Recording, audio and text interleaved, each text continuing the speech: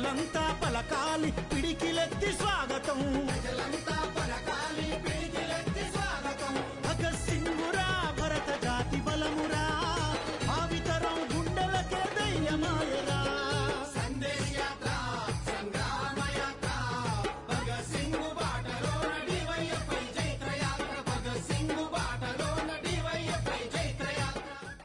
Hello, folks. How are you doing? Today's going to be a solo episode, and I'm going to be talking about Bhagat Singh. Bhagat Singh is one of the most amazing and well-remembered revolutionaries in Indian history, who was inspired by a lot of Marxist, communistic ideas, especially by Comrade Lenin. And he doesn't get mentioned very much outside of India, surprisingly. Bhagat Singh remains very intertwined with the Indian masses. His legacy especially, his image shows up everywhere and with almost every single political group and ideology in India. Bhagat Singh's name has been used for right-wing fascist groups to anti-colonial, anti-imperialist groups. His name has been used in his image for anti-imperialist groups and pro-environmental groups, to the most reactionary religious groups that you can think of. So as you can imagine, Bhagat Singh remains very much alive within the minds of the Indian people. But also, he remains alive without any state intervention. While Indian figures like Gandhi or Nehru, who were so important to India's independence, are so often propped up by the state, being printed on money, being part of official Indian histories. Bhagat Singh gets none of that structural support. And that is because Bhagat Singh represented something that the Indian state didn't really want represented, and that was that the Indian Revolution is not over yet. Bhagat Singh's life and his death stands for the fact that India will never get true liberation until capitalism is overthrown. As James Connolly, the Irishman, who is very, very, very, very well respected amongst the Irish in the modern day, said, Ireland will never be free until we overthrow capitalism. You can get rid of the British flag, but Ireland will still remain enslaved to British capitalists.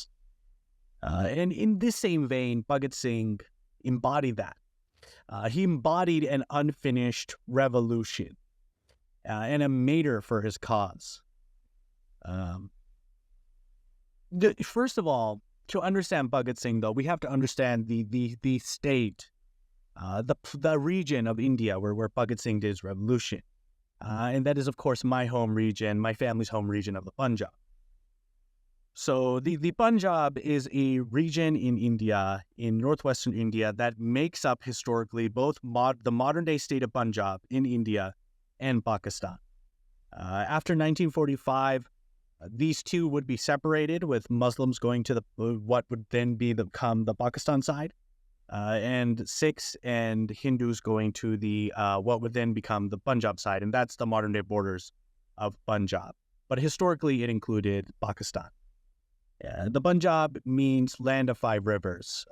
If you break down the Sanskrit for Punjab, Pan means five, Jab means river. So it's a land made out of five rivers. And it is a land that has historically been the breadbasket of India. Every single invader, every single army that was trying to conquer India, the first place that they would come into was the Punjab. So there are records from everyone from Alexander the Great to any single great empire that invaded India, the Mughals, for example. Their first encounters in India were of the Punjab.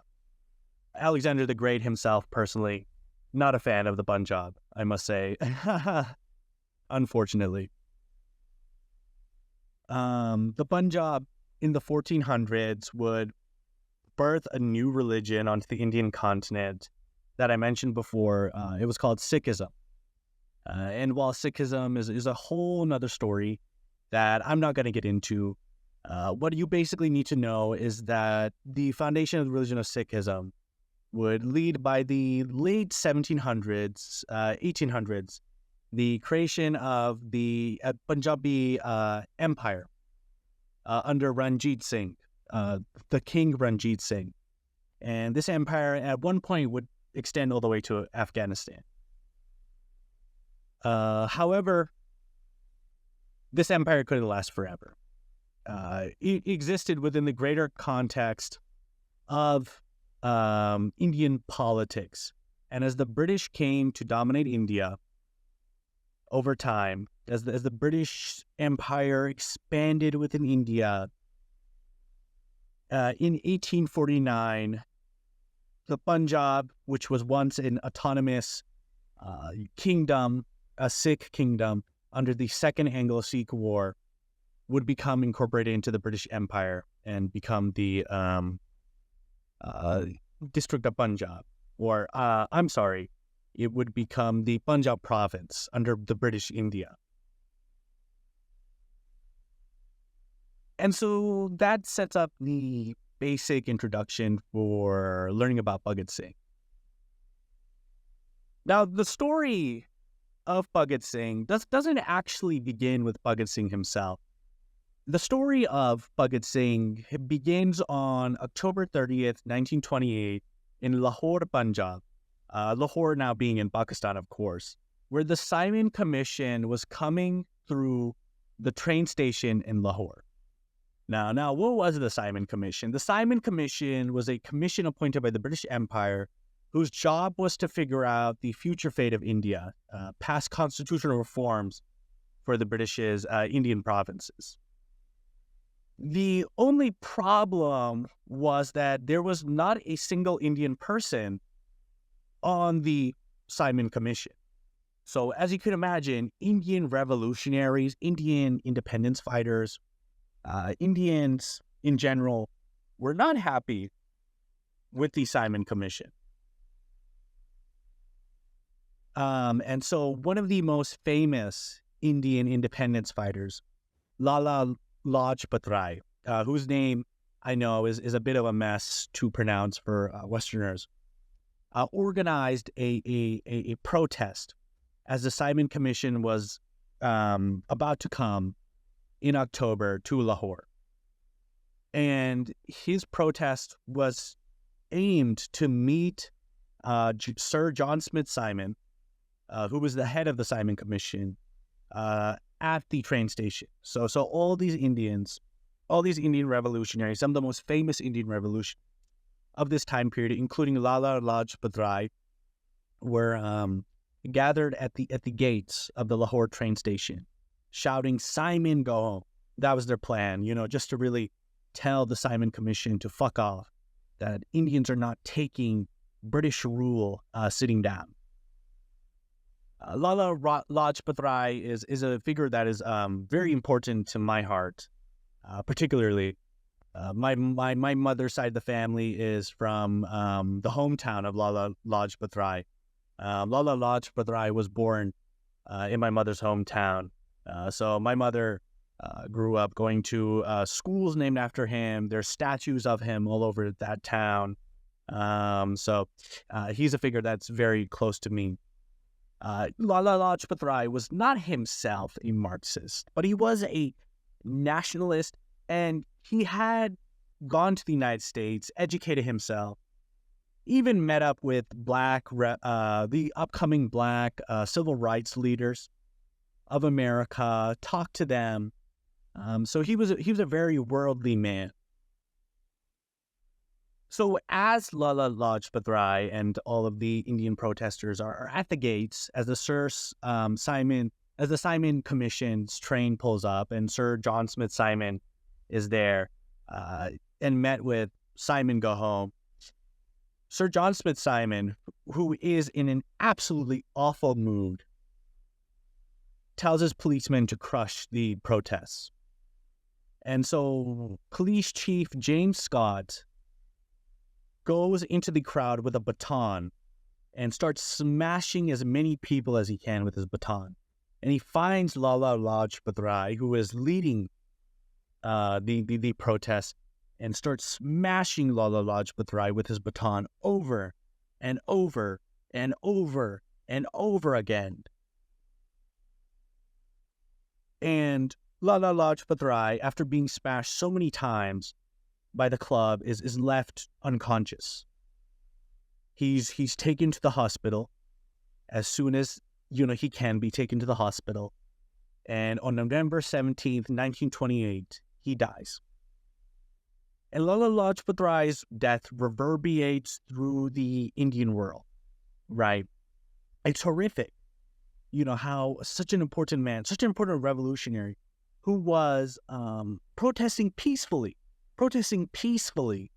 mind you. What was his crime? Sitting at a gate and telling the British to go home, was so brutally beaten in front of everybody, and such a bright mind of the Indian revolutionary movement. So this is the context for understanding Bhagat Singh and his revolutionary actions. So let's draw the clock back a little. Bhagat Singh would be born in Punjab, what is now Pakistan, in a town called Banga, on September 27th, 1907. And Bhagat Singh would be born to a very revolutionary family. And during a time when Punjab was set ablaze with a revolutionary fire, there was talk of a new Hava, new air coming through Punjab by British officials, because all of Punjab seemed to be just filled with people who were starting to reject British rule. So this was a context that Bhagat Singh was born into. The day that he was born, his father and uncle were actually in prison. So his father couldn't make it to Bhagat Singh's birth. His father was in prison, and so was his uncle, for doing some anti-British agitating. And British authorities were absolutely growing terrified of the growing beast that was the Punjab and their anti-British actions. Bhagat Singh would grow up hearing stories about his father's exploits. And in 1921, when Lala Lajpat Rai was still alive, remember, we're going back, Lala Lajpat Rai would be killed 8 years later, or 7 years later in 1928. But in 1921, Lala Lajpat Rai would set up revolutionary schools and colleges all over the Punjab and India, as they were called for by Gandhi. And so growing up in this environment, Bhagat Singh, being inspired by his father, being inspired by his family, being inspired by the society around him, would go to this revolutionary college in Lahore against the wishes of his family. You see, his family wanted Bhagat Singh to actually be a normal human being.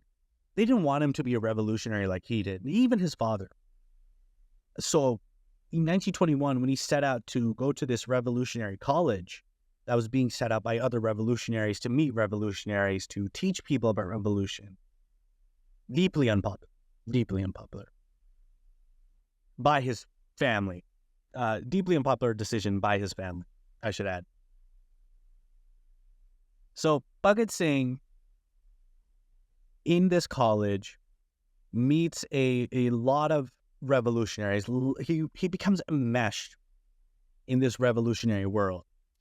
And after meeting a lot of people, after getting enmeshed, after learning some revolutionary techniques, he goes to Kanpur, Kanpur, where he is set to work on a printing press owned by a revolutionary. And in Kanpur, he meets with other revolutionaries who were part of the HRA, or the Hindustan Republican Association. The Hindustan Republican Association was a nationalist liberation group that sought to overthrow British rule and set up an American-style government. They, in fact, called for setting up an American-style government called the United States of India. And what was so special about the HRA compared to other groups within India is that they were not shying away from violence in order to achieve their aims. While other Indian nationalist leaders were calling for, more measured, relaxed responses. The HRA were not shying away from using violence. And so they would use violence in order to get things like funds, right? Attack the British Treasury. And that violence would also blow up in their faces. Because by the time that Bhagat Singh joined the HRA, the Hindustan Republican Association, it was already a dying party. It had been rocked by brutal government crackdowns that had taken down some of its most major leaders and organizers. And it was sort of on its way out. Because most of the major organizers were arrested and charged and, taken away by the British state for crimes such as attacking railroads, trains full of money, things like that. But on September 9th, 1928, Bhagat Singh and 7 old members of the HRA, including Singh-The, Bijoy Sinha, Bohinder Nath, Kudan Lal, Chandra Shekhar Azad, would all get together to form a new HRA.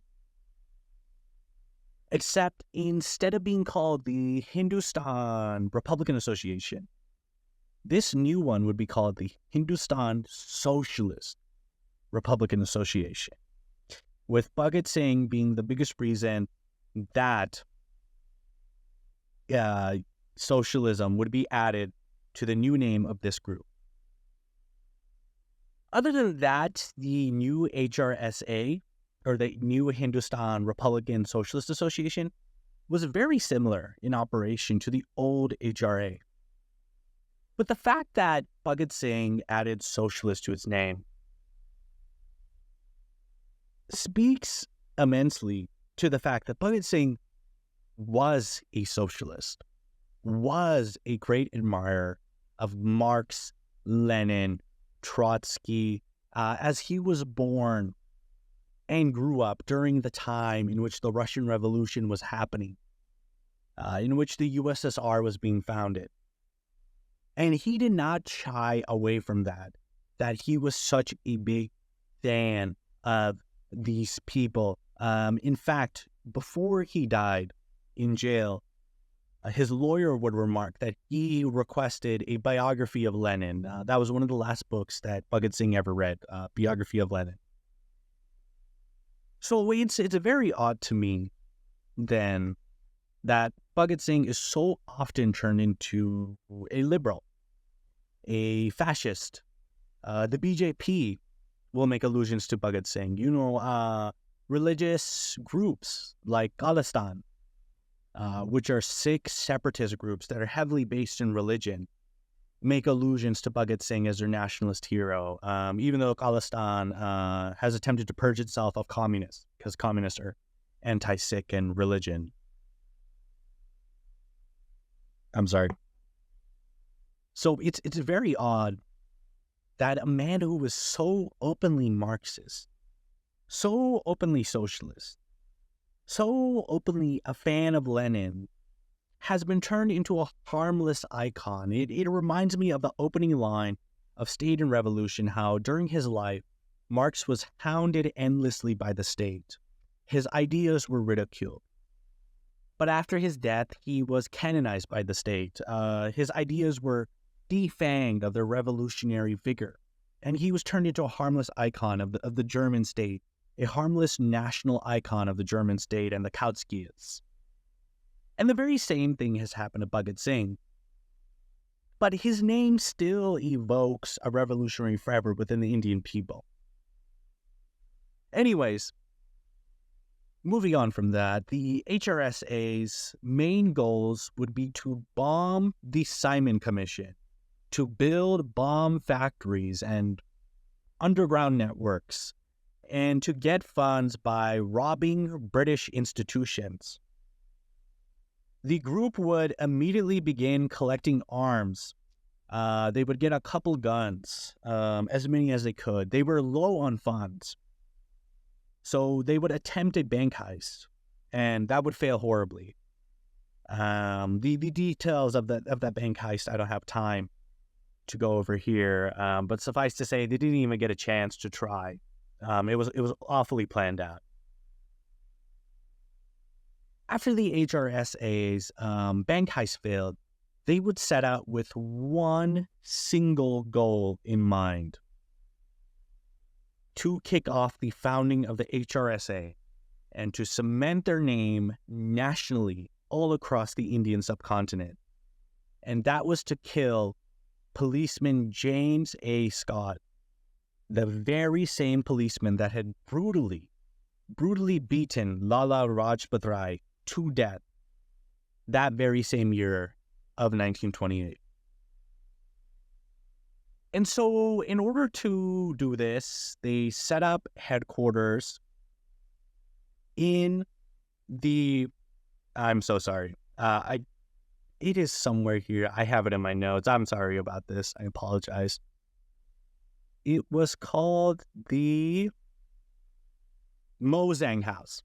They set up headquarters in the Mozang House, and they would start tracking the policemen and the police station in order to find out what Scott was doing, how Scott worked, what shift Scott worked, what vehicles Scott drove, right? Just get as much information about Scott as they could.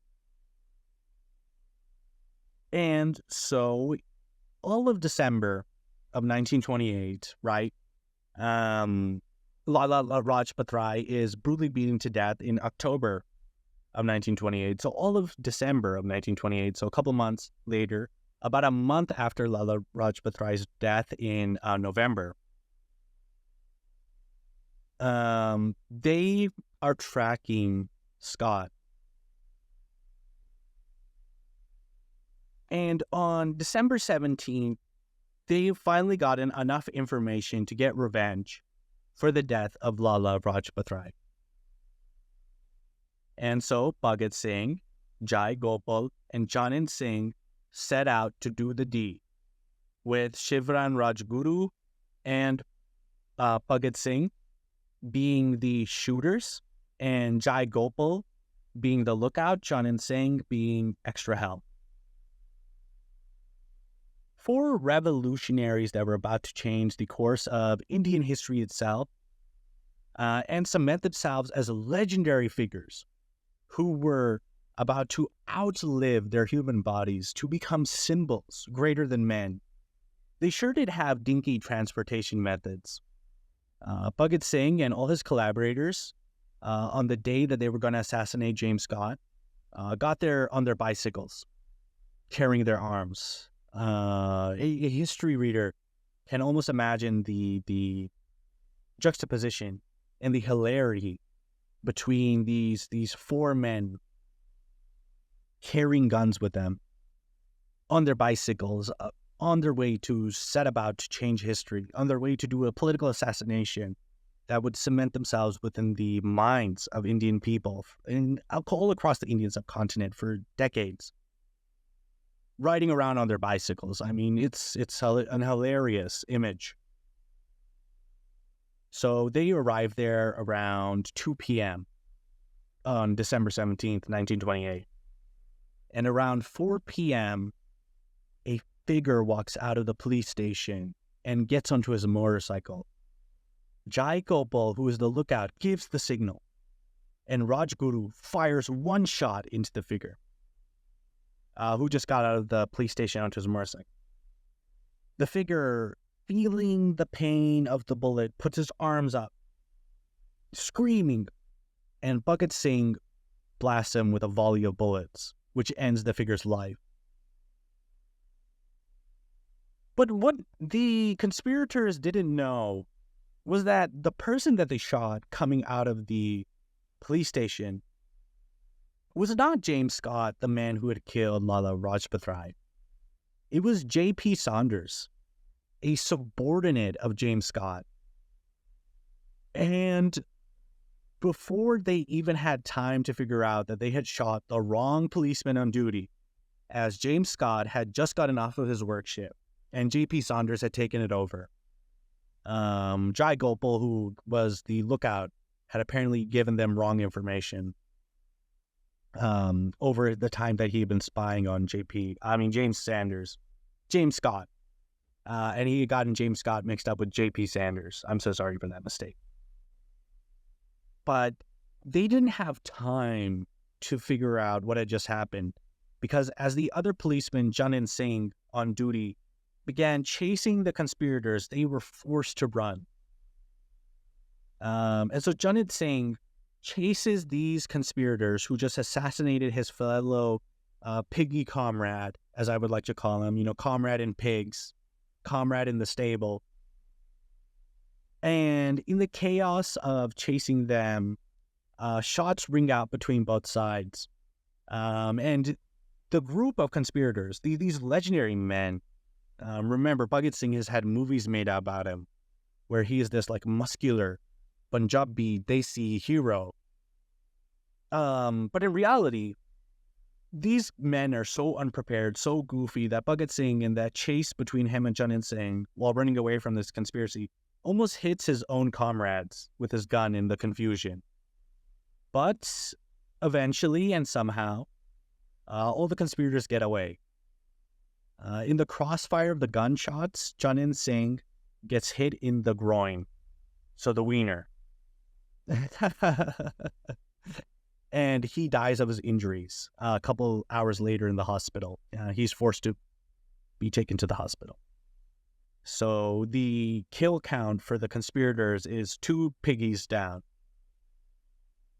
And at 5:30 in the Mozang house, all the conspirators make it back, safe and sound.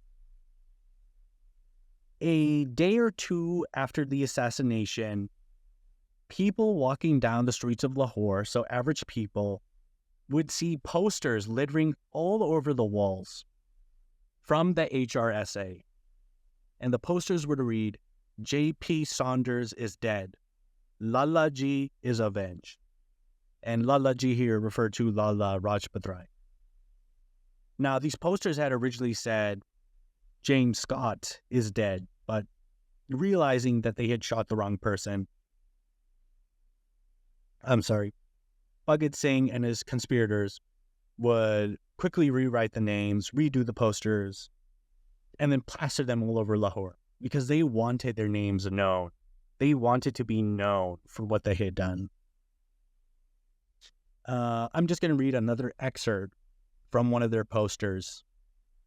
Today, the world has seen that the people of India are not lifeless. Their blood has not become cold. They can lay down their lives for the country's honor. The proof of this has been given by the youth who are ridiculed and insulted by the leaders of their country. Tyrant government, beware. Their posters would also read, we are sorry to have killed a man, but this man was part of a cruel, despicable, unjust system, and killing him was a necessity. This man has been killed as an employee of the British government. This government is the most oppressive government on earth. We are sorry for shedding human blood, but it becomes necessary to bathe the altar of revolution with blood. Long live revolution. And I think these are very inspiring, beautiful words. Because it cannot be ignored that the British Empire brought unparalleled bloodshed, unparalleled destruction to the people of India. 100 million people would die within a short 40-year time span. The fields of India would be littered with bones under British rule. And these bones were not only of men who had died under various famines and direct British violence, but also the British's complete ruining of the Indian economy and textile trade would send so many men to the fields, hungry, jobless, looking for jobs, dying right there without a care in the without anybody giving a damn. And so the British Empire was built on violence. And these revolutionary actions was not a violence that came out of nowhere. Because that's how so often this violence is portrayed whenever we talk about groups that are labeled terrorists, right? Hamas's violence. That violence is so often seen as coming out of nowhere on October 7th. No. It followed a long history since 1948 of the Palestinian people, of the Nakba, of systemically being denied their state, of continually attempting peaceful solutions in which both parties would be happy, and finally they were left with no choice but violence. And it was the very same thing here. Lala Rajpat Rai, just earlier that year, had attempted on October to peacefully solve the issue of British imperialism, and he was met with the baton. And so there was no other answer but violence. As Frantz Fanon said, colonialism is an unthinking machine made up of violence that will only yield to greater violence. So with Saunders dead and Janin Singh dead, an investigation to solve the murder case would start going on. One funny little anecdote from this is that while Jai Gopal, one of the conspirators who was the lookout, remember, and who got the intelligence, while he was running away from the police after they had shot Saunders, he had actually been stopped by the police on his way back to their hideout. And the police had asked him, have you seen two boys or a couple boys on bicycles riding around? And he said no. So the police had actually accidentally asked one of the conspirators, and they let him go. So a commission was set out to investigate the death. And while they were investigating the death, they made absolutely no headway. The investigation absolutely stalled. They would arrest a couple men that were deemed to be suspects, but they would be forced to let them go because there was not enough evidence and the men really didn't seem like they were involved with the death of Saunders. So the HRSA conspirators were in a good situation, right? They were hiding away from the law, and it seemed like the law wasn't going to get them at all. Bhagat Singh himself, with the help of a female comrade, I'm sorry, but I forgot to write down her name on my notes. But with the help of a female comrade, would pretend to be her servant, and he would stash away to Kolkata. Kolkata, Calcutta. I'm not sure how it's pronounced in English, but Kolkata is how I pronounce it. And I must remind you, it would have been so easy for these men to get away with it, to have just simply gone into hiding. But these were men who wanted to make history. And so the HRSA's next big political statement would be to create a bomb and to bomb the Simon Commission. And that would be ultimately the action that got them caught in the end. And you guys can find out about that on the next episode of this podcast, which we'll be releasing next week. I'm sorry, this is a little short, but I am currently in the middle of researching this. And I thought it would be better storytelling this way. So I will see you in the next episode to see what happens next in the story. Hello, folks. We are back to talk about the life of revolutionary Indian, great hero and socialist Bhagat Singh. This is part 2 in a 2-part series. So if you haven't watched the last episode, go back to catch up on everything that we talked about up so far into Bhagat Singh's story. I will give a short summary of everything that happened so far to set the scene, since it's been about a week since our last episode. So in our last episode, Bhagat Singh, the socialist revolutionary, Jai Gopal, and his other comrades had just shot J.P. Saunders. They had originally been aiming for policeman James Scott, who had killed revolutionary Lala Rajpat Rai. So this was a politically motivated killing by their group, the HRSA, to get back at that killing of Lala Rajpat Rai. However, they accidentally shot J.P. Saunders. Bhagat Singh and his comrades then went underground as the investigation by the British continued. And, you know, it's the investigation really stalled. You know, the British were not getting that many leads. A lot of the people that they were arresting and interviewing had nothing to do with the plot. They couldn't make heads or tails of who had killed J.P. Saunders, the policeman, and why they had done it. And so Bhagat Singh and his comrades could have so easily, the HRSA, the Hindustan Socialist Republican Association, so easily could have gotten away with killing J.P. Saunders. But then Bhagat Singh and them decided to bomb the Scott Commission. The Scott Commission was what had started this whole thing. Lala Rajpat Rai was killed at the Scott Commission arriving in India.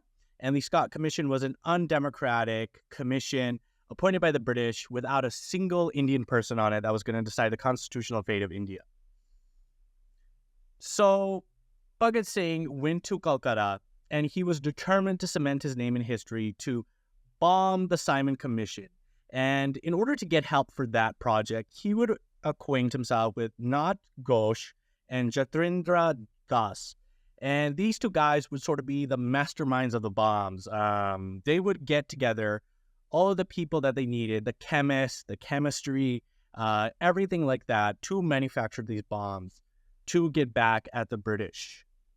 After gathering all the things that they needed, Bhagat Singh would go once again back to Lahore to get the bombshells, and everybody would meet in Agra, Uttar Pradesh. So Agra is a town and Uttar Pradesh is the province, where they would manufacture the bomb in between two houses.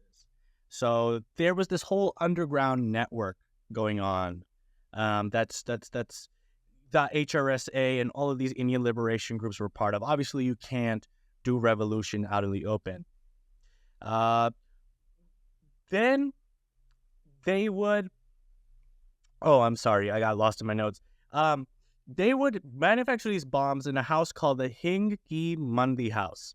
And they were discussing bombing the Scott Commission, right? The Simon Commission, I'm sorry. They were discussing bombing the Simon Commission. They had gotten the bombs ready, right? They had tested the bombs in the forest near Agra, Uttar Pradesh, which must have scared the living shit out of some monkeys, I must say. And as the revolutionaries are talking about their plans to attack the Simon Commission, they realize they can't do it because they don't have enough money to travel to where the Simon Commission is meeting in India.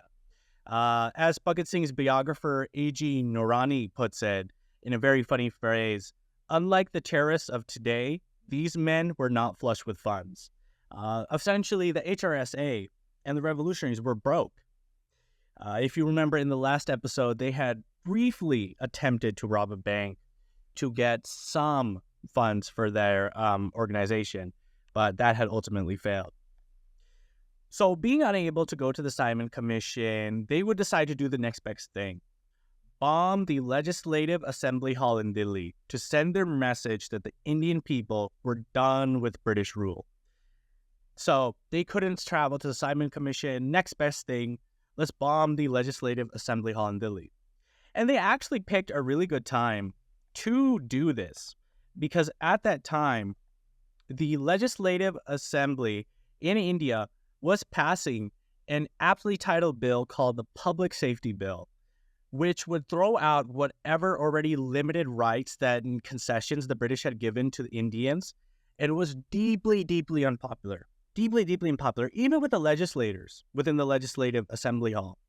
But the British and the president of the Legislative Assembly Hall were pushing this through forcibly against the democratic will of the Indian people, as all colonialists do. But there's one problem if Bhagat Singh is to be, quote-unquote, as un-Marxist as a thing is, it is to say, the main character of our story. And that is, he wasn't originally the person who was going to bomb the Legislative Assembly Hall. Because Bhagat Singh was attached to the Saunders murder case, his co-conspirators didn't want him to reveal and endanger the organization. So there was this vigorous back and forth, this debate between all of them. who was going to bomb the assembly hall, how were they going to bomb it, and what methods were they going to use. Were they going to escape or were they going to stay? Who was going to do it, and what were they going to shout when they did it? Things like that.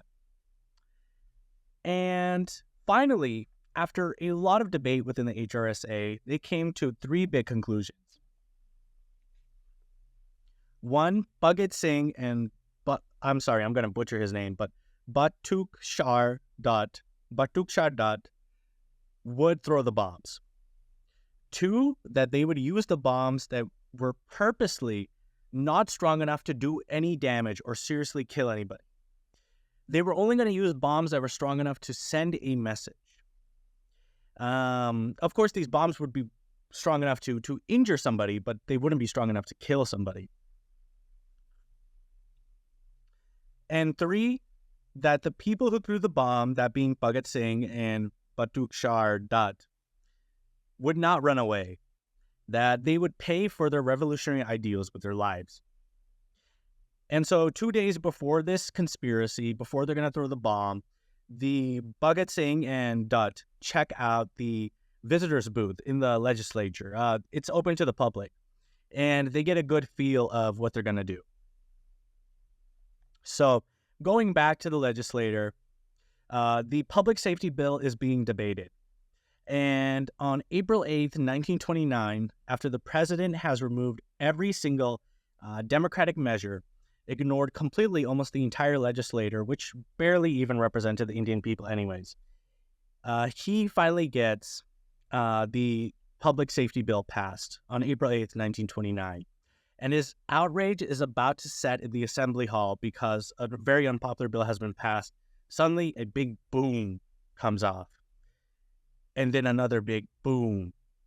And as the congressmen turn, they see 2 figures, Bhagat Singh and Dutt, yelling out revolutionary phrases. As one congressman would write about the event, the assembly divided, the motion was adopted by 56 to 38. As the president rose up to say, as the trades dispute bill is now out of the way, I propose to give my ruling. At this stage, 2 bombs were thrown from the visitors' gallery and burst among the benches occupied by officials, members, and the rest, causing injury to certain members. Confusion prevailed, and the Mr. President retired. So essentially, the president of the legislators, from the legislators' perspective, they had just passed a deeply controversial bill in a very pompous, respectful place. This is the British legislature. The British love their pompousness, their respectability in the dominions of law, especially in the 1900s. This is in the early 1900s. And suddenly, as these legislators are passing this bill, they see 2 hooligans from the visitors' booth throw bombs into the Congress. And the president immediately retires, seeing how crazy and unruly the legislators got. And the president retires himself from his bench. Both visitors were dressed in khaki shorts. Bhagat Singh was wearing a bluish coat, Dutt a light blue one. 2 bombs were thrown in quick succession to land behind home member James Crear. Pandemonium broke loose on the official benches. Bhagat Singh also fired 2 unaimed shots from a pistol. And both of Bhagat Singh and Dutt were shouting Inquilab Zindabad, which means long live revolution and down with British imperialism, scattering their propaganda leaflets everywhere. As the propaganda leaflets that they were throwing around said, it takes a loud voice to hear the death with these immortal words, uttered in a similar occasion by valiant French anarchist Mater. Do we strongly justify this action without repeating the humiliating history of the past 10 years of the working reforms, and without mentioning the insults hurled at the Indian nation in this house of so-called Indian Parliament? We want to point out that while the people are expecting some crumbs and reforms from the Simon Commission are ever quarreling the distribution of expected bones, the government is thrusting upon us new repressive measures like the Public Safety Bill and the Trade Disputes Bill, while reserving the Press for Sedition Bill the next session. In these extremely proactive circumstances, the Hindustan Republican Association, in all seriousness, realizing their full responsibility, has decided and ordered its army to do this particular action so that a stop be put to this humiliating farce and to let this alien bureaucratic exploiters do what they wish, but they must come before the public eye in their naked form. So this is what they basically, this is a leaflet that they threw after throwing the bombs. And what it basically said was, fuck you. Enough with your farce of being a democracy. We know you're colonialist, imperialist tyrants. Just be honest with the people about being so. Stop putting on this democratic farce that you do. Their pamphlet further read, great empires crumbled while the ideas survived. Bourbons and czars fell. We are sorry to admit that those who attach so great a sanctity to human life, we who dream of a glorious future, when men will be enjoying perfect peace and full liberty, have been forced to shed human blood. But the sacrifice of individuals at the altar of great revolution, that will bring freedom to all, rendering the exploitation of man by man impossible, inevitable. Long live revolution. So by doing this, they really just set out that they were being violent and they were unapologetic. So the police promptly captured them. They didn't move a single muscle or an inch, Bhagat Singh or Dutt. And I think that what they did was essentially what most hyper individualistic men in this neoliberal world dream of doing all the time. You know, this great revolutionary action and then sacrificing your life for the greater good. You know, how many men, myself included, have had this fantasy of sacrificing your own life to save other people for the greater good of the nation or for humanity or for justice. That anime ending that we've all wanted. This is what Bhagat Singh and Dutt did, essentially, by throwing down a bomb, sending a message, and then just standing there, accepting their fate that they're going to get arrested and eventually executed. The bombings was small. Only one member of the legislature got injured. And then only a small handful, about 4 people, were injured. One person was seriously injured in the leg. Ironically of all, Sir John Simon of the Simon Commission, who had begun all of this crazy revolutionary activity, was also present to witness the bombings. So history really tied a little pretty bow on it right there. I'm sorry. So with the 2 revolutionaries captured and jailed, their trial would begin in the month of May 7th, 1929. And if you've ever been to northern India without AC, especially in the 1930s where there's no AC, that is an absolutely brutal time in the region. Summer is absolutely awful. The heat is oppressive. The humidity is awful. So on May 7th, 1929, the trial begins. The jails were crowded with over 200 men. The British police and state went on a frenzy of fear arresting everybody they could that would even be more adjacently associated with the HRSA and the revolutionary violent acts against the British colonial state. So really, Bhagat Singh and his conspirators had struck fear into the British state, struck fear into the British imperialist state that it had not felt in a long-ass time.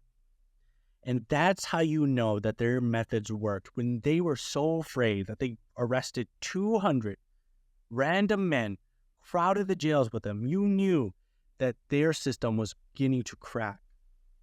Not that it was over, not that it was dying, not that it was on the brink of death, but that their colonial system was about to crack. It was showing the first cracks. However, the formalness of the British court, so the trial begins, and the British courts are very, very formal, very bureaucratic, right? Very pompous. You know, the British love their pompousness in their legislators, especially. The justices, the chief justices walk in, and there's this big portrait of King George behind them. You know. But when the actual trial began, it was an absolute shit show. And that's the nicest way I can put it. Bhagat Singh and Dutt and all 17 men on trial, so 17 men, I should mention, would ultimately be arrested from the HRSA that were part of the conspiracy. So out of the 200 that they arrested, they eventually did get 17 and charged them with crimes and put them on trial. So the court is trying to appear and maintain pompousness and discourse and civility, and Bhagat Singh and all of his men start shouting revolutionary slogans like "Inqua live Zindabad," "Gora Ja," or "White Men Go" in English. So "Gora Ja," "White Men Go," or "Down with imperialism." And so this court cannot proceed smoothly. They cannot go about prosecuting these men because they keep on interrupting them. The first day of trial is absolute chaos. The men are regularly breaking out into songs. They're refusing to go with the normal proceedings, as I mentioned. And the reason that they're doing this, the reason that the 17 conspirators are doing this, is because, as Bhagat Singh says in his letters, he already knows that he's lost. He already knows that this is just a farce of democracy that they put on, that this is just a kangaroo court that they've put on. It's a tribunal court, so it's more heavily controlled. It's less democratic than the regular courts would be. And in order to do a tribunal court, you have to prove that there is in English law, you have to prove that there is a good reason to do it. And they had failed to prove that. So Bhagat Singh knew that these men were already dead, that he and his fellow men were already dead. And so why play along with their games? Why not just break the system? Why not just show the system to be the farce, the stupid farce put on for a colonial administration that pretends it's democratic, that it is? And I need you people to remember that nowadays colonialism is often seen as a dirty word, right? Even Israel, which once used to be very open about calling itself a colonial adventure, nowadays says that it's indigenous. So colonialism did not, though, used to be that dirty of a word. It used to mean, in the minds and in the propaganda of the West, that you're bringing civilization to savages, that you're teaching them how to self-rule, that you're teaching them democracy and human rights. And what Bhagat Singh and his men's goal was to show that colonialism, that all of these talks that colonialism puts on about human rights, about democracy, about all of that is bullshit. It's bullshit, that it's all a farce for a brutal, evil system of violence. And that's exactly what they do. So Cardin Node would be the prosecutor, and he begins his prosecution by charging that the HRSA were part of a dangerous conspiracy of terrorists, bomb throwers that murdered Saunders, that robbed trains, etc., etc. I'm sorry. However, while he's saying this, Jatinder Sal, one of the comrades, one of the men on trial, would rise up and without permission say, and I quote, "The British have committed so many murders that it would be impossible for Indians to avenge them even if they wanted to. Subjugating people is the biggest crime in the world, and the British are guilty of it." So while they're saying this, the audience of the court, because these courts are open to the public, the audiences are open to the public,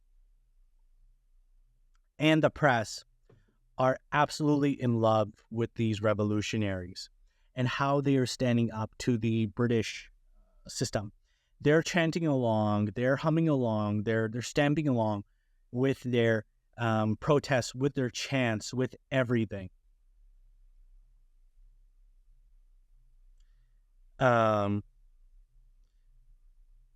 So Bhagat Singh did not want a defense lawyer, right? And this is very surprising, but his father, his parents did not want their son to die. As much of revolutionaries as somebody is, nobody wants their child to die, right? Nobody wants their child to die. So they were trying to get him to get a defense lawyer. But Bhagat Singh and his comrades would refuse to get a defense lawyer, to even attempt to legitimize the British courts, which they knew were false and representations of an evil colonial system. On June 6th, they would make a statement. I'm going to summarize this statement because it's very long. I'm just going to read certain excerpts of it.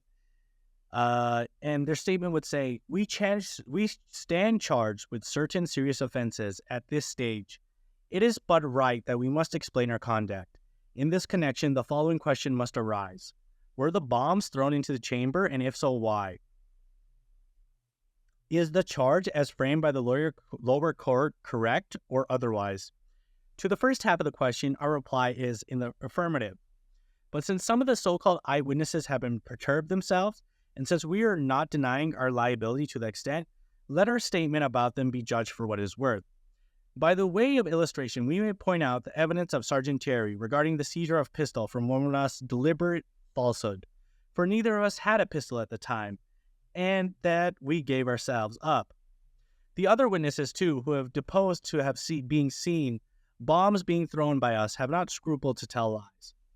This fact had its own moral, for the whose aim is to judicial purity and fair play. So basically what they're saying is that this is a kangaroo court, that the witnesses are not very good witnesses, that you guys have already made up your minds, and that this is ultimately bullshit. Laboring millions of Indians had nothing to expect from an institution that stood as a menacing monument to the strangling of exploiters and the serfdom of helpless laborers. Finally, the insult of what we consider an inhumane, barbarous measure was hurled on the devoted heads of the representatives of the entire country, and the starving and struggling millions were deprived of the primary right of the sole means of improving their economic welfare. So they're really just getting at the barbarity of British imperialism. The elimination of forces at all costs is utopian. The new government which has arisen in the country and that of dawn, we have given a warning. It is inspired by the ideals which are guided by Guru Gobind Singh and Shivaji, Kamal Pasha, Reza Khan, Washington and Garibaldi, Lafayette and Lenin. As both the alien government and the Indian public leaders appear to have shut their eyes to the existence of this movement, we felt it is our duty to sound the warning where it would not go unheard. So here they're giving the inspirations of their movement, the HRSA, and some of them are surprising and some of them are not that much. Guru Gobind Singh Ji is a religious leader of the Sikh religion, and even though Bhagat Singh was himself an atheist, he was a great admirer of Guru Gobind Singh Ji, who had given up his life fighting violently for the right for his religion to exist. And so he was a very big admirer of the martyrdom of Guru Gobind Singh Ji. Shivaji, Kamal Pasha, Reza Khan are all Indian liberation fighters. Washington and Garibaldi. You have to remember at this time, the communist movement globally revered liberal revolutions. A lot more than we do today. They were a lot less critical of figures like George Washington and Garibaldi. And then Lafayette and Lenin. Of course, Lafayette helped America. He was a famous French general that helped America win his revolution. And Lenin, of course, these are socialists, these are communists, and they are unapologetic in being socialist and communist.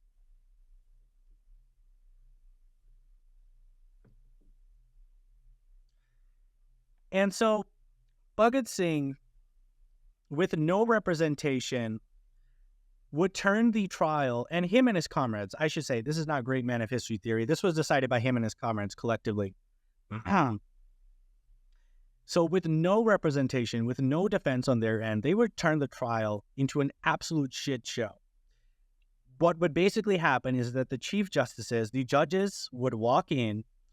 These men who don't have any representation would continue shouting revolutionary slogans at them, Inquilib Zindabad, down with imperialism, Goraja, white man go away.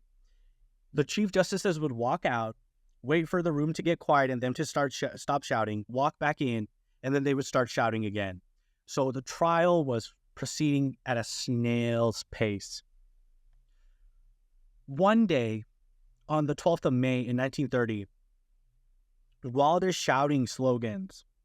Coldstream, a member of the justice system, would have the police beat the revolutionaries for breaking the silence. And the police would beat them savagely in front of everybody, the audience that had assembled and the press. In fact, the beating was so bad that the press walked out. And most of the Indian lawyers, seeing their own fellow countrymen beat for the simply just chanting revolutionary slogans, would walk out. So the British system even lost support amongst its Indian liberal elites that had made their way and wiggled their way into the system, right? These Indian elites under the British Empire who were the biggest supporters of the Indian National Congress and the peaceful movement, who could now rule India, right? A lot of India today is ruled by a lot of these little worms who made their way into the British colonial administration, found their little niche in there as intermediate rulers, but wanted to rule India by themselves. The British were handling this case so bad that even the Indian lawyers who had found success under British imperialism walked out. So now the trial was not only Bhagat Singh and his comrades against British imperialism, it was British imperialism versus the people of India. Now, not every one of the revolutionaries was as disciplined as Bhagat Singh. Jai Gopal, the lookout who had helped kill Saunders, soon began spilling all of the beans that he could about the revolutionaries to help the prosecution in exchange for getting his death sentence commuted. As did Hans Vohra, H-A-N-S, last name V-O-H-R-A. These two would absolutely spill their beans, give the court an easy way to build up a case against the revolutionaries. And as easy as it is for us to judge Jai Gopal and Hans Vohra, I think we have to remember that these men were facing life imprisonment and the death sentence. And I think under those circumstances, even the strongest people would crack. It really takes a real bravery, a real human bravery that only so few people have. And not me. You know, as I mentioned before, most men have these visions of, you know, I'm going to save the world, sacrificing my life, right? That's such a common male fantasy. I sacrifice my life for the greater good, quote unquote. Even I have those sometimes. I mean, what am I? What do you expect? I'm a man. In neoliberal America. An alienated man in neoliberal America. But even I don't have the courage to actually face the death penalty with dignity like the Bhagat Singh and the rest of the HRSA were doing. So the following events of the trial would be the courtrooms basically trying to get Bhagat Singh and the revolutionaries to show up in court. And they would refuse to show up in court because they saw it as a kangaroo court. So they would try to force them. They would try to get them nicely to come to court. And after getting beaten in front of everybody by Cold Stone's police, they would absolutely refuse to. They would stay in jail instead and do hunger strikes, write letters to the press, just really get national attention on this court case. And the thing was, all of South Asia was absolutely following this court case with a close eye. The press were absolutely flooding the courtrooms. You know, this was one of the most important court trials in Indian history in the 19th century, the trial of Bhagat Singh and his comrades. And it was widely read everywhere. It even made it to some British circles. But we'll talk about that later. So the trials would stall from July 12th to August 4th of that year. And the trial would ultimately be a shit show, as I've said. And it would end on May 5th, 1930. And ultimately, the trial would drag out so much. The trial began on May 5th, 1930, and it would end on September 10th, 1930. As a Bhagat Singh biographer would remark about the trial, and how much of a shit show that it was, and how much of a kangaroo court that it was, how much of a farce it was, Um, what this Bhagat Singh biographer would say was about the trial: it was a one-sided affair, which threw all rules and regulations out the window. It was a kangaroo court. The new tribunal simply went through the rigmarole of justice again. The mighty British Empire already had made up their minds about those who dared to challenge them and their rule. Seldom before in history has there ever been such a farce of trial where the judge, prosecution, and police bent every single law in the book to pronounce a death sentence. And the trial really was absolutely bullshit. Absolutely bullshit. I have to emphasize that enough. In English law, you have to build up a case, right? That's how it works. You have to build up a case. Even if the people are guilty, you have to build up a case. How did they build up a case in this court? Well, they got 450 witnesses to corroborate stories. The only problem? Most of these witnesses had no connection to the HRSA. They just grabbed anybody, got them to tell a story so that they could charge these men as guilty. So Bhagat Singh was, his fate was sealed. And so were the rest of his comrades. The final ruling on September 10th, 1930, would be that Bhagat Singh, Sukhdev, and Rajguru were going to be hung. Kishori Lal, Mahabir Singh, Bijoy Shia, Shiv Verma, Gaya Prasad, Jaidev, and Kamal Nath were to be sentenced to life in prison. Kudan Lal was to serve 7 years of hard labor in prison, and Prem Dutt to serve 5 years of hard labor in prison. And so their fates were sealed. Bhagat Singh was going to die, and so were two of his comrades, Sukhdev and Rajguru. The rest were to either spend life in prison or a couple of years in prison. And while most of them took this with honor, most of them took this face on with dignity, Sukhdev, who was sentenced to be hanged along with Bhagat Singh, would absolutely start spiraling.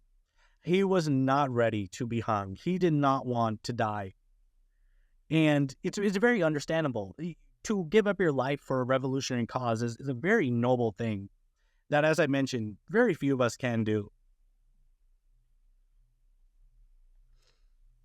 The news of Bhagat Singh and his collaborators' death sentences set Punjab and Asia with a blaze. Remember, people had been following this trial with a close eye. This was the most important trial of the 20th century.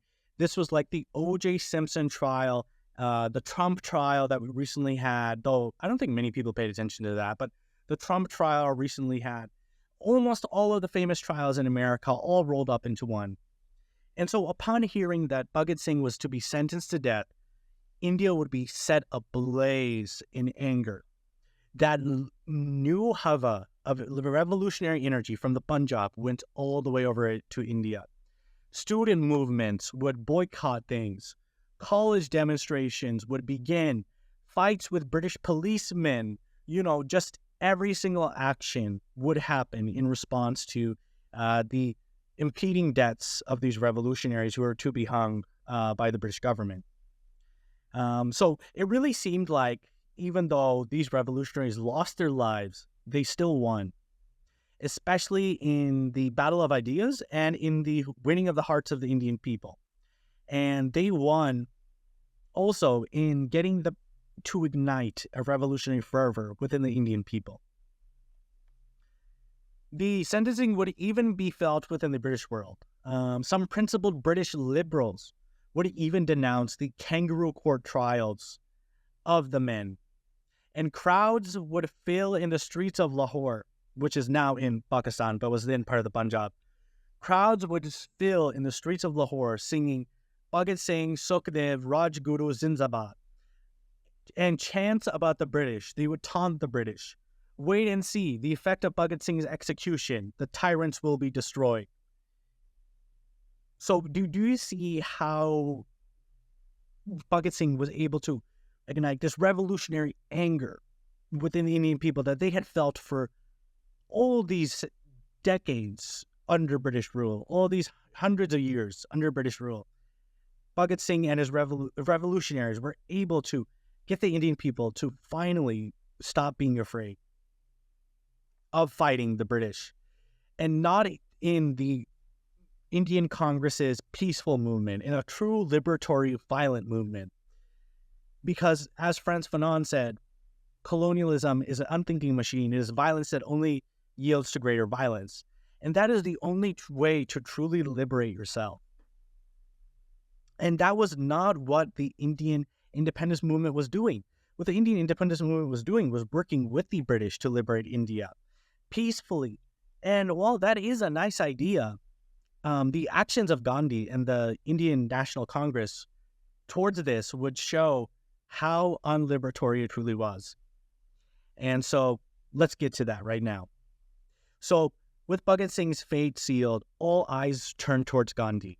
Everybody in India hoped that Gandhi would come to the aid of Bhagat Singh, because Gandhi was currently in deliberations with the British state about winning some concessions for the Indian National Congress and the state of India. But Gandhi remained completely silent on the hangings of Bhagat Singh publicly. And that's because Gandhi didn't want to re-emphasize the cult of the bomb, as he dubbed it. Bhagat Singh saw this silence from Gandhi and the Indian National Congress and all of their leaders, Nehru, what have you. And he himself was glad that there was silence and that it was deafening, because it threw a wrench into the peace movement and showed how limited of a liberation that Gandhi and the Indian Congress were doing. He wrote a message to other young people, Bhagat Singh wrote, that the term revolution is too sacred, at least to us, to be used lightly or misused. But if you say you are for national revolution and the aim of your struggle is the Indian Republic of the type of the United States of America, then I ask you to please let me know on what forces you will rely to help bring about that revolution. The only forces on which you can rely to bring about any revolution, whether national, socialist, are the peasantry and the labor, and Congress does not dare organize these forces. And so in this letter, Bhagat Singh is directly calling out the Indian National Congress and the Indian independence movement for not mobilizing the masses of India. He's calling it out for being a liberation struggle made up of Indian elites who were managed to worm themselves into the British ruling colonial administration, and after decades of being enmeshed in it, wanted to rule India themselves. But they did not want a true liberation. They did not want a liberation for the Indian worker. They did not want a liberation for the Indian peasant. They only wanted a liberation for them to be able to do business better in India. I'm sorry. And so by doing this all, Bhagat Singh really revealed that the true nature of the Indian Congress was not representing the Indian masses, but the national bourgeois of India. And in their negotiations with the British, they only had one class in mind. And that wasn't the proletarian of India. That wasn't the peasantry of India. That was the national bourgeois of India. In private talks, Gandhi and the British government would attempt to get Bhagat Singh's conviction communed. But whatever was published from them on March 4th was not... on March 4th, a 300-page conversation between Gandhi and the British government were published. Not a single mention of Bhagat Singh could be found in them. Several people were trying to petition Gandhi and the Indian National Congress to mention Bhagat Singh at all. People would pass out flyers at his speeches. People would go up to him directly, and all of these would be ignored. So even though Gandhi did privately pressure the British viceroy to commute the death sentences, his worries were a bit different. His worries weren't that these fine young revolutionary men are about to lose their lives. His worries were, and I quote, there is a fear of setting India ablaze with violence if you kill these men. Gandhi's biggest fear in these men dying wasn't that these true revolutionaries were going to die. It was that they might set a bad example for the rest of India. They might become martyrs that are a symbol of a greater liberation within India. So Bhagat Singh's fate was sealed. He was going to die. And so on March 3rd, 1931, he met his family members for the last time. Sukhdev and Rajguru's family members did not show up. Only Bhagat Singh's family members showed up. And his family was, as you can imagine, inconsolable. You know, even if you are revolutionaries, even if you have gone in and out of jail, nobody can stand to see their son become a revolutionary. Nobody can stand to see their son die. I myself have personal experience with this. I'm a red diaper baby. I come from a communist family. My family does not want me to be a communist organizer. They're fine with themselves being communist organizers, but me, no, because you don't want to lose your son to the cause, no matter how much you believe in the cause. And it was the same here. So his grandparents, they were inconsolable. They were unable to talk through their tears. His father, all the men, his uncle, all their beards, their big, long, bushy Punjabi beards were soaked with tears. Bhagat Singh's sisters and brothers were inconsolable. And through the tears, Bhagat Singh's mother found the strength to tell him one thing. Everyone has to die one day, but the best deaths are the ones that the entire world can cherish. And she asked Bhagat Singh to shout Inquilib Zindabad right before he was hung from the gallows and to look at her. And that was basically his final meeting with his family before he was hung. Bhagat Singh loved the cult of the martyr, so to die for a cause. You know, he was not a man that was scared by death, unlike Sukhdev, who was absolutely terrified of his death. Bhagat Singh was a man who took death as a way to further his cause. He saw his own body as the embodiment of a revolutionary, of an ideal. He thought that death itself could be a political statement. In this, he was very inspired by Guru Gobind Singh Ji, who I briefly mentioned, who died fighting for Sikh people's rights to worship. As he wrote about Guru Gobind Singh Ji, he stole a quote from Guru Gobind Singh Ji to justify his actions.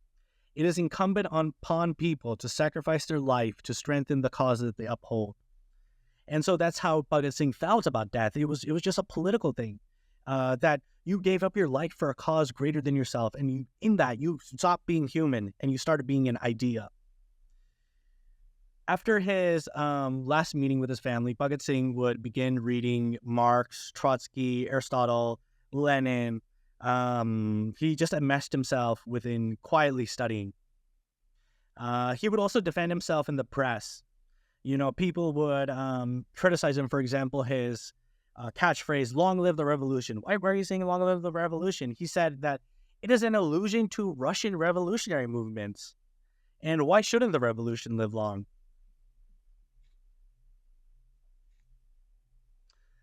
So even though he was a devout atheist, he absolutely revealed Sikh religious leaders like Guru Gobind Singh, loved Trotsky, loved Lenin, loved Buchanan. He was a very well-studied man. He studied Aristotle. He studied everybody. But one thing that Bhagat Singh was very direct on was that religion should not motivate politics in India. And that was because Bhagat Singh saw Hindus and Muslims as being turned into pawns against each other by the British. Basically, what Bhagat Singh saw in the danger of using religion to organize in India was that it would turn Hindus and Muslims against each other, that the British could easily utilize that to get their own wills, and that it would not bring about liberation, but instead it would bring about a deeply racist, divided class society. And that's exactly what happened. Bhagat Singh very correctly predicted what has happened in modern-day India, where the BJP and their fascist Hindu thugs have begun cracking down on Indian Muslims under Hindu nationalism, which is an offgrowth of the nationalism that was implanted into their minds by the British, and how the British divided the Indian and Hindu, Muslim and Hindu working classes, so that they could have an easier divide and conquer strategy. So Bhagat Singh was absolutely right. Within the context of Indian politics, religion should have no cause in political organization. Now, in other contexts, in other places in the world, sure, it's useful. I understand the use of liberation theology in Latin America. The Catholic religion is a very central part of Latin American identity. But in the Indian context, to do Hindu nationalism or Muslim nationalism is to fall into this petty idealist interfighting. And that was Bhagat Singh's basic understanding. Of course, we can't make blanket statements. There are instances where I'm sure it's okay to do. But this was just his thinking, and I tend to agree with it in most circumstances. I'm sure you can pull up an instance where it wasn't necessary, religious organizing. Finally, on March 23rd, 1931, in Lahore Central Jail, which is now in modern-day Pakistan, Bhagat Singh, Rajguru, and Sukhdev would be hung. What would follow after them being killed would be an Indian nation in absolute mourning. Absolute mourning. The Indian nation had tried for months during that interperiod between them being sentenced to death and them actually being killed to get their death sentences commuted, to stop it, to get anybody within the British administration, the Indian National Congress, Gandhi, to help these young men. But what they didn't realize was that Bhagat Singh wanted to die. He wanted his life to be given up for the cause, for something greater than him, for him to be turned into a symbol, more than a man, a symbol of an ideal of a truly liberated India. Not liberated under the fake liberation of Gandhi, but a true liberation of the average people, of the proletarian and peasantry, which the Indian National Congress didn't represent. So mourning happened all over India. Everybody cried tears over the death of Bhagat Singh. Businesses shut down.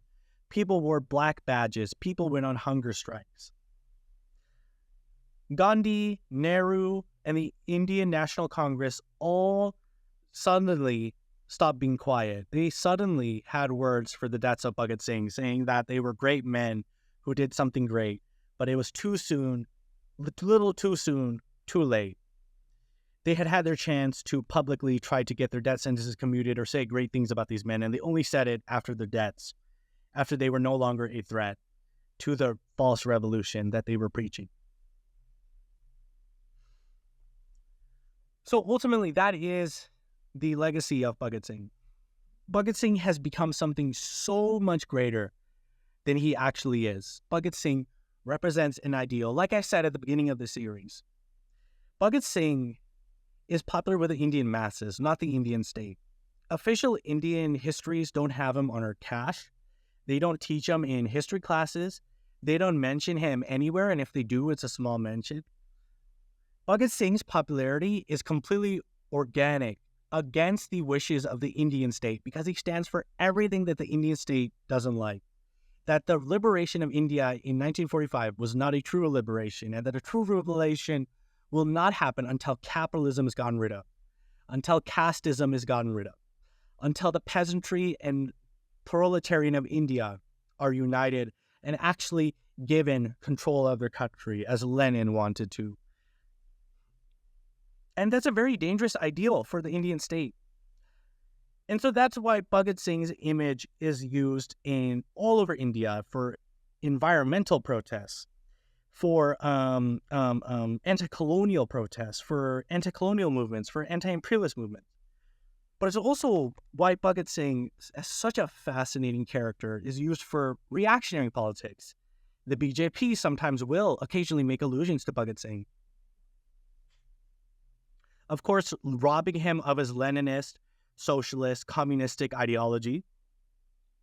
Of course, robbing him of the radical revolutionary that he truly was, that saw the current Indian state and other apparatuses as a false liberation. But the BJP will use Bhagat Singh. Reactionary movements like Khalistan, which is a religious separatist movement, Sikh separatist movement in Punjab, will use Bhagat Singh. So in this, Bhagat Singh is an idea that is organic, not supported by the state, but by the Indian people. And that's who he fought for. And so in that, he was so successful in accomplishing what he wanted. And hopefully within our lifetimes or the next lifetime, we can accomplish what Bhagat Singh originally set out to do. One last thing I would like to mention is that there is this interesting historical side tangent where Bhagat Singh was reached out to by Stalin, who attempted to reach out to him. Stalin never actually got fully into contact with him, to visit the Soviet Union multiple times. In 1928, it was for the 6th Congress of the Communist International. And then later on, there was another instance in which Stalin himself would personally try to get Bhagat Singh to visit the USSR, but that never materialized. I think the Soviets' analysis on the Gandhi movement in 1928 in the 6th Congress that Bhagat Singh ultimately, unfortunately, ended up missing rings so true. This is what they said about Gandhism and the Gandhi movement. Movements such as Gandhism in India were originally radical petty bourgeois ideological movements, which, however, as a result of their service to the big bourgeois, became converted into bourgeois nationalist reformist movements. After this, in India, there was once again founded a radical wing among the different petty bourgeois groups, the Republican Party, which stands for a more or less consistent national revolutionary point of view. And I think they absolutely get to the heart of what was Bhagat Singh's standing for and what he was standing against. What was Bhagat Singh standing for? A violent, true liberatory revolution. What was he standing against? A false, petty bourgeois, nationalist bourgeois revolution. And of course, I have to mention that in 1930, on November 7th, Bhagat Singh would commemorate and send a letter to the Soviet Union, a telegram, to the Soviet Union to commemorate Lenin Day. And he would enter the courtroom wearing red scarves and demanding that the greeting should be intimated to the president of the Third International. So while in the court proceedings, basically, Bhagat Singh would send a telegram to the Soviet Union to celebrate the Lenin Day, the founding of the Great Revolution, the Russian Revolution. And he would show up to court to honor that day wearing red scarves. So I think Bhagat Singh stands for something genuine. He's very much like Che. He's very much like Fred Hampton. He was this man who embodied the ideal of socialism, of communism. He was a man who embodied something greater than himself, who took that communist values, that socialist values, and practiced them personally. And that's something that I think we all struggle with. He was a man who was unafraid of death. He was truly lightning in a bottle. And I think we can all learn a little bit from Bhagat Singh. I'm not saying go out there, get yourself arrested, get killed. But I think we can all learn a little bit from Bhagat Singh in the way that he carried himself with dignity and conviction to his ideals of freedom. I'm going to end this with a quote from Bhagat Singh in his great work, Why I Am an Atheist. The romance of the violent methods alone, which was so prominent among our predecessors, was replaced by serious ideas. No more mysticism, no more blind faith. Realism became our cult. Use of force justifiable when resorted to as a matter of terrible necessity, nonviolence as a policy indispensable for all mass movements. So much about methods. The most important thing was the clear conception of the ideal for which we were to fight. As there was no important activities in my field of action, I got ample opportunity to study the various ideals of world revolution. I studied Bakunin, the anarchist leader, and something of Marx, the father of communism, and much of Lenin, Trotsky, and other men who had successfully carried out revolutions in their country. Our party should have a military wing. This is another quote. I'm actually going to end it with this. I'm sorry. This is towards the end of his days in jail. Our party should have a military wing. Let me make myself clear. It is said that I am a terrorist, but in reality, I have been all along a revolutionary with definite ideals and ideology. I may be blamed as they blame Rapensad Bismal, that the condemned cell wrought a change in his ideology, but this is not true. I am the same man as I used to be and have the same ideas. It is my considered opinion that bombs cannot serve our purpose. This is proved by the history of the HRSA Association. Throwing bombs is not only useless but harmful as well. They are to be used on certain occasions only. Our chief aim should be to mobilize the toiling masses. The military wing should collect material for war and for use on special occasions. Towards the end of his life, Bhagat Singh did a very Marxist thing, a dialectical thing, where he learned from the scientific approach. He scientifically analyzed his organizational abilities, and he realized that bombing was not that effective as he was in jail, and that ultimately we should focus more or less on adventuristic, terroristic acts, revolutionary acts, and more so on organizing militant wings among the masses. And so that is Bhagat Singh, and I hope you learned something from him, and I hope you can embody him in your own life in some way. Thank you.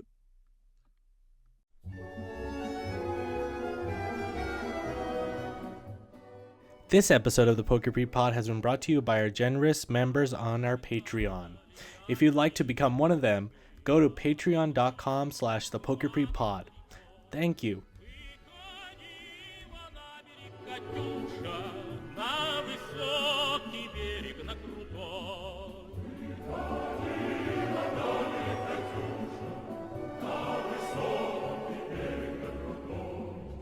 What the fuck? Glory to Stalin. I barely made. And a special shout out to our Marshal of the Soviet Union member, Matthias T. If you'd also like a shout out, please consider subscribing to our Patreon, where you can also get episodes up to a month early. Thank you.